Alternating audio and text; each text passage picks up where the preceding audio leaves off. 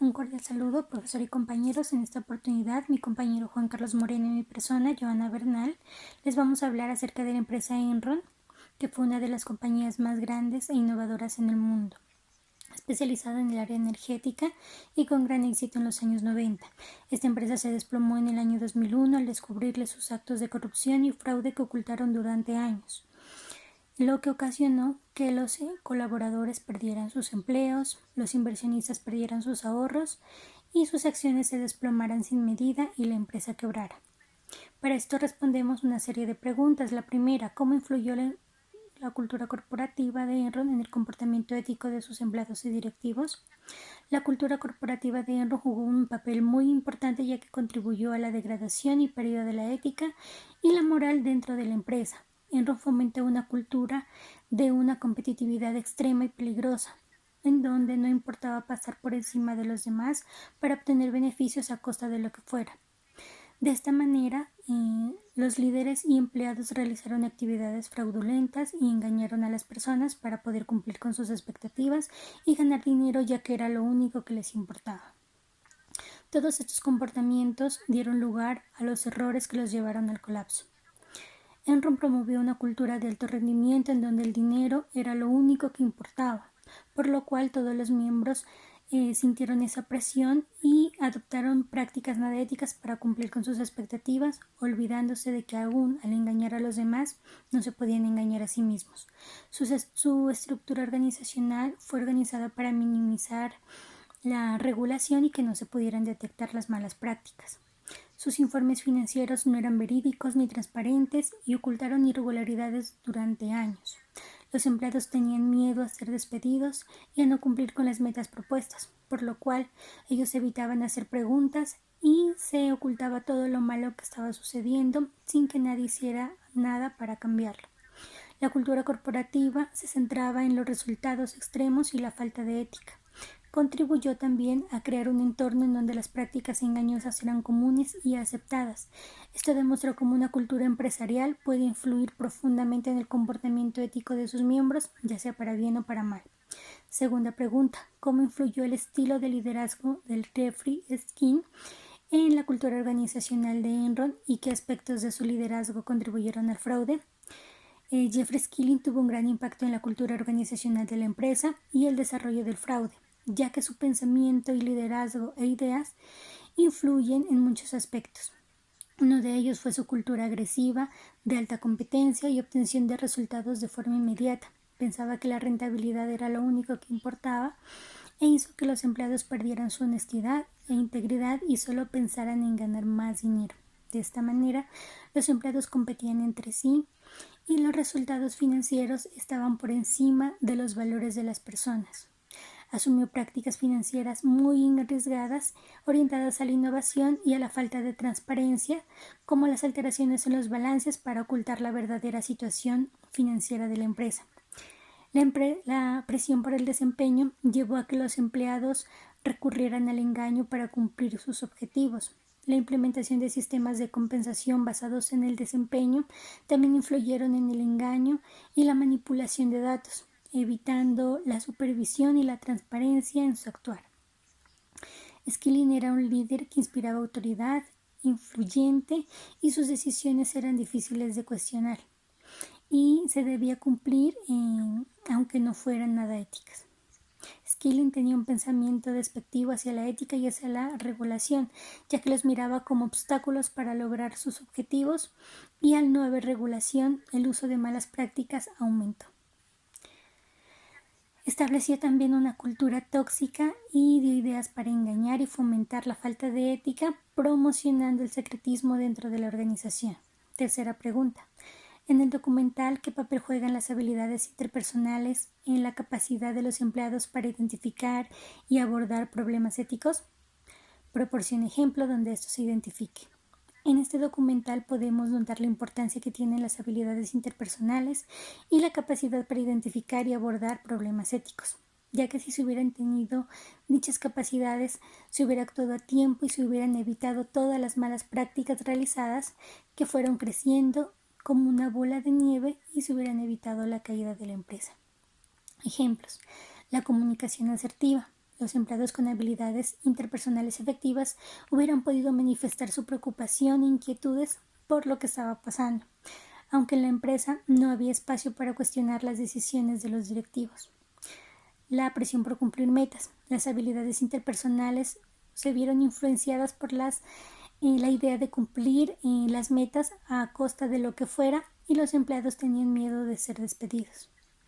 Los empleados con habilidades podrían haber intentado crear una red de apoyo entre ellos y abordar inquietudes entre su grupo de trabajo. La falta de un entorno saludable hizo que los problemas no se abordaran.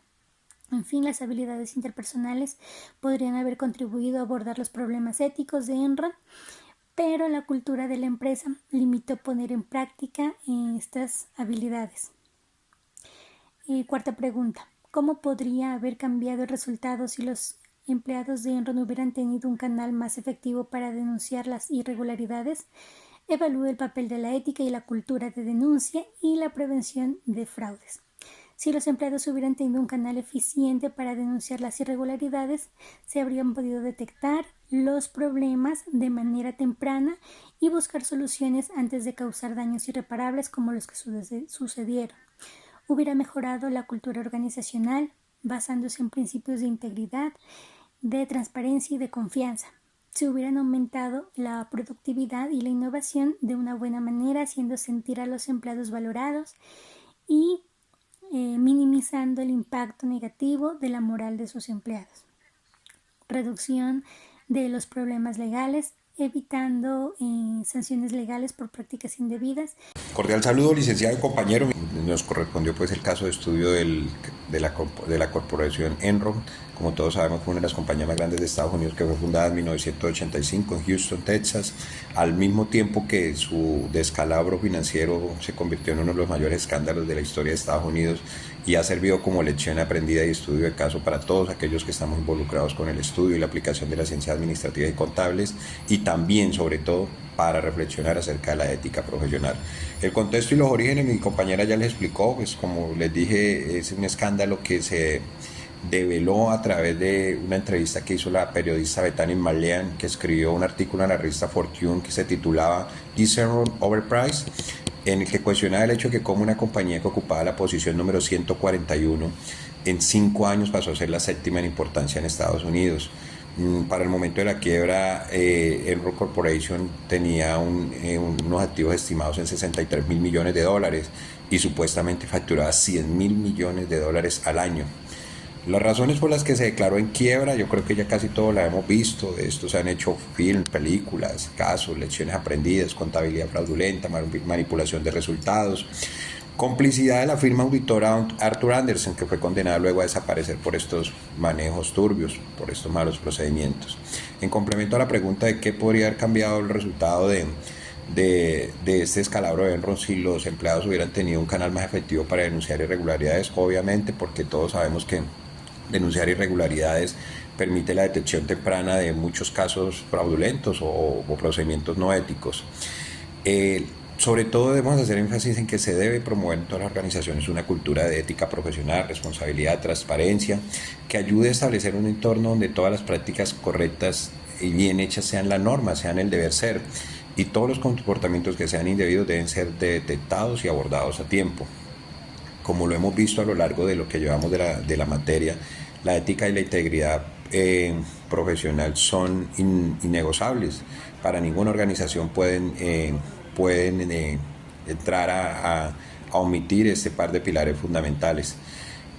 Un canal de detección nos hubiera ayudado a comprender amenazas que tienen todas las organizaciones, como el fraude, la corrupción, hoy día los delitos cibernéticos, hasta las mismas banderas rojas, ¿no? Y esos otros patrones, conductas que pueden llevar a las personas o los colaboradores a cometer ilícitos o a denunciar actos que de pronto están ocurriendo y no se detectan, ¿no?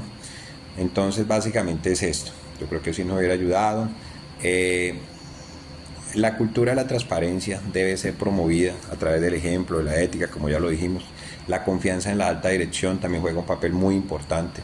La cultura de la ética corporativa debe ser un pilar que debe ser regado a diario, que debe ser fomentado, que debe ser infundido con ejemplos de la alta dirección. En cuanto a los canales, acoto a lo que dice la compañera, deben ser canales que sobre todo que sean confidenciales, donde se brinde una protección al denunciante, donde se genere esa conciencia de riesgo y que usted tiene que informarla. En cuanto a la consulta número 5 que dice que cómo pueden las empresas fomentar un ambiente donde las decisiones éticas sean priorizadas sobre los beneficios financieros inmediatos, vaya que es un tema difícil.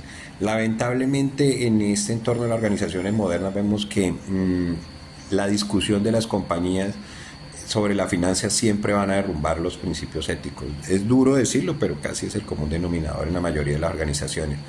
Muchas empresas priorizan sus resultados financieros sobre este tipo de decisiones integrales.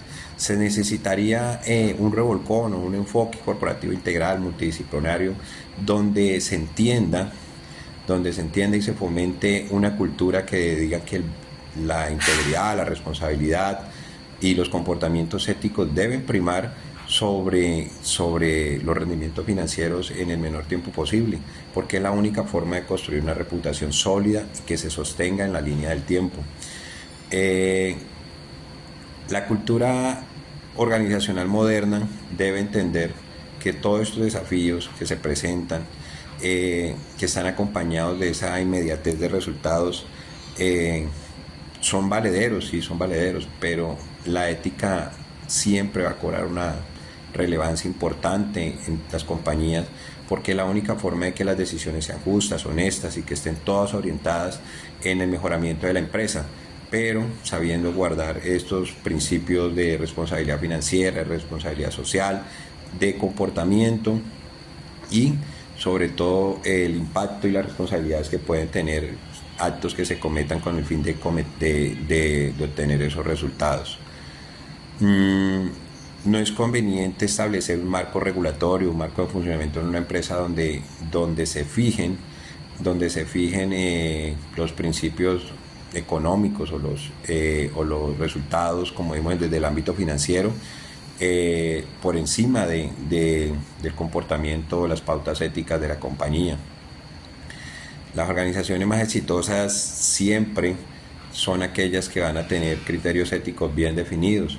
¿Qué nos lleva a eso? Definir una misión, unos valores bien claros, ejemplo a través del liderazgo ético, promocionando programas de reconocimiento y de incentivos para aquellas personas que demuestren el mejor comportamiento.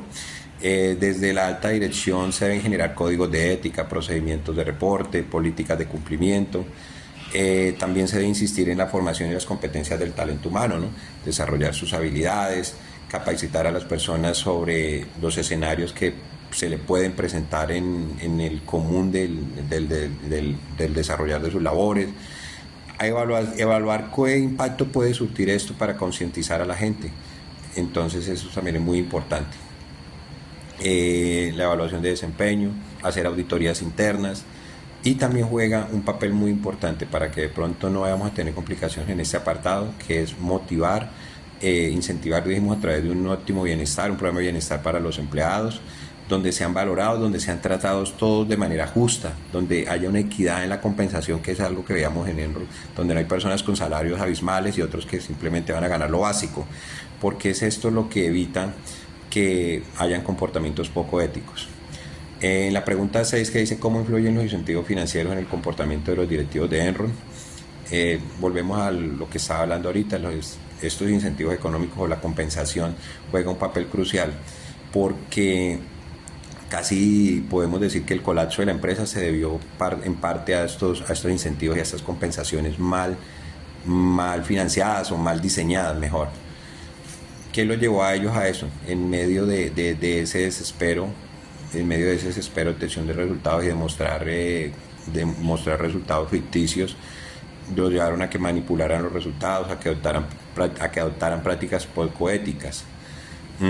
Cuando se equilibra esta balanza entre los resultados financieros y la ética, es crucial para que la organización tenga una sostenibilidad y se pueda fomentar esa cultura de integridad y responsabilidad dentro de la empresa. Fomentar una cultura ética en cuanto al tema de la compensación es muy importante, porque a veces, como lo decía el autor Álvarez, La justicia puede ser subjetiva, ¿no? La justicia para uno no necesariamente puede ser lo mismo que para el otro. Entonces, estos principios generales que se deben asociar a la justicia, a la justicia, al deber ser, a la compensación, se puede mostrar, por ejemplo, en salarios que sean equivalentes al esfuerzo que realice cada trabajador y que le permitan responder sus necesidades básicas. Yo creo que ahí es donde se habla de ese tema de la compensación. Como vimos en Enron, ese incentivo, los incentivos económicos desmedidos, lo que hicieron fue pues crearles una presión para que maximizaran resultados así fuera de manera ficticia, manipular y maquillar resultados, fomentar un clima de competencia interna entre los mismos trabajadores en aras de que quien mostrara mejores y mayores rendimientos, y sobre todo desviaron la ética profesional. Eso es lo que provoca cuando hay una política de compensación injusta. ¿En qué nos debemos enfocar o qué debemos tratar de omitir en las organizaciones? Quitar ese enfoque a resultado a corto plazo, quitar esos incentivos que motivan a las personas a que oculten resultados o que oculten problemas, trabajar en aquellos aspectos negativos, en aquellos aspectos por corregir que desmoronan la confianza y erosionan la moral, y fomentar la erradicación tajante de los comportamientos desleales. En cuanto al punto número 7, el impacto personal del escándalo en los empleados y sus familias, qué medidas podrían haber sido tomadas para apoyar a los afectados por este colapso de la empresa. El escándalo de Enron o el descalabro financiero es obvio que tuvo un efecto devastador sobre su familia, sobre los empleados, tanto a nivel personal como financiero, ¿no? Todos sabemos que las consecuencias cuando uno se queda normalmente sin empleo o cesante se van a ver reflejados en una crisis y en unos daños que se hacen a nivel personal y familiar.